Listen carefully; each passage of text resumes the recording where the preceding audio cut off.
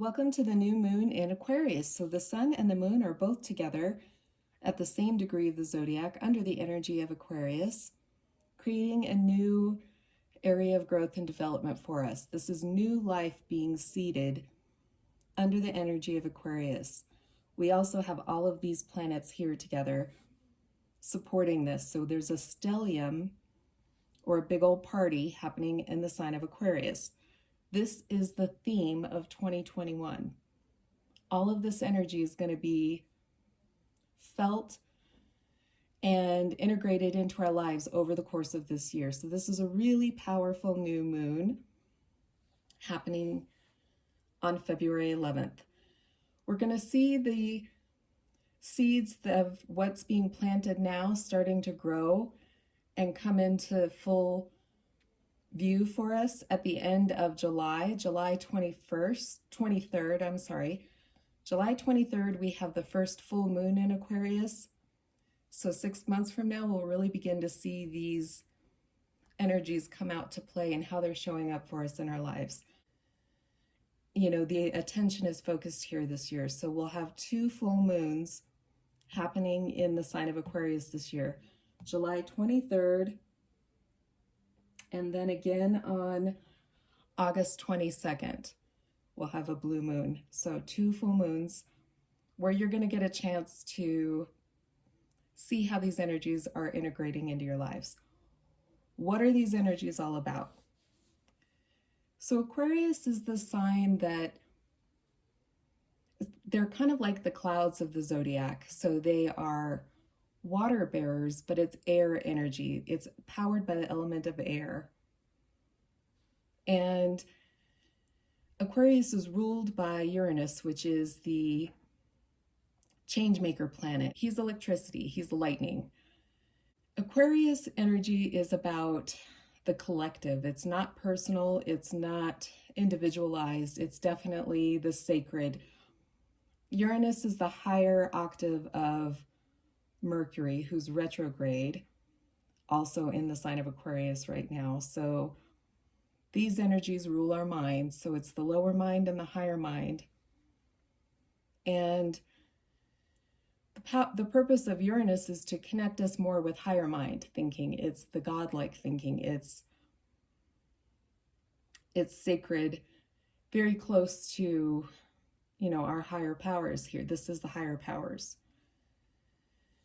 And so right now we have Uranus together with Mars in the sign of Taurus, all squaring this energy here, creating tension, challenging us to open up and do things differently.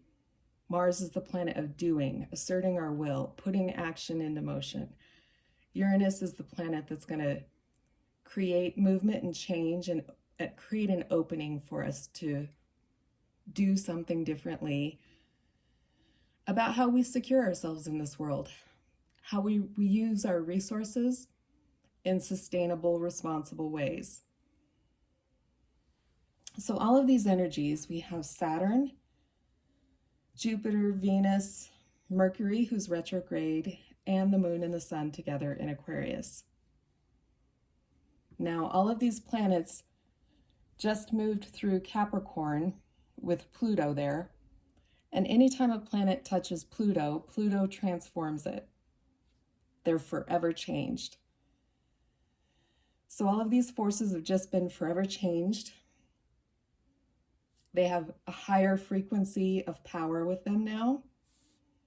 Mercury is the one that helps us integrate our thinking and feelings and understandings of these energies, and he's slowing down, retrograde now, to help us re-evaluate the new energies here. Saturn wants work to be put into what we're creating here, and Venus is our values. Venus and Jupiter are together at the same degree in the zodiac. These two are creating new life along with the sun and the moon. Mercury's slowing down so our mind doesn't get in the way of this new new creation. Anything that we value it takes work to slow down and put the work into creating intentionally so that we can sustain ourselves in the future in responsible ways.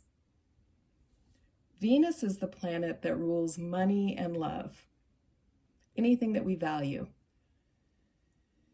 And it's funny because you can look at the collective and see this showing up now. Think about the Aquarian energy at play here, you know, the rebel forces, if you will, showing up, you know, as they did with GameStop just recently. So you have new ways of money being controlled by not the few, but the many. So it's Aquarian energy is about freedom and liberation. So we have the old guard, you know, being shaken up by Uranus here. And, you know, we've got the motivation and the will and the drive to liberate ourselves collectively now. That's what this energy is about, but you're going to feel it in your personal life. It's easy to zoom all the way out and see it from the collective. Now you have to pull the focus in and find out how this is showing up for you personally. So you're going to be able to see that best by looking at your horoscopes to figure out what part of your chart is being triggered for you. Watch your rising sign and your sun sign to see which one is really resonating and showing up for you. Typically your rising sign does, but I know for me, I'm really noticing it in my sun sign this month. So again, watch both your rising sign and your sun sign because you never know which energy you're going to feel more than the others. Working with the moon is all about understanding the energy frequencies of what's being triggered in the skies above us. So I'm highlighting my guidebook here. It's an ebook that I've created to go along with your monthly horoscopes. I really talk about the power of working with the moon and how this can really become a part of your spiritual practice. And by that, I just mean a way for you to connect to your higher powers and understand the energies of your astrology chart and how they show up for you. For the link in the description box below here, and check it out. You know, I do spend a lot of time on the eclipse cycles. You get a new moon, full moon, and then a monthly overview that's really going to support the horoscopes that I do for you every month. So if you like that, check it out. And thank you so much for tuning in and watching today. Happy new moon.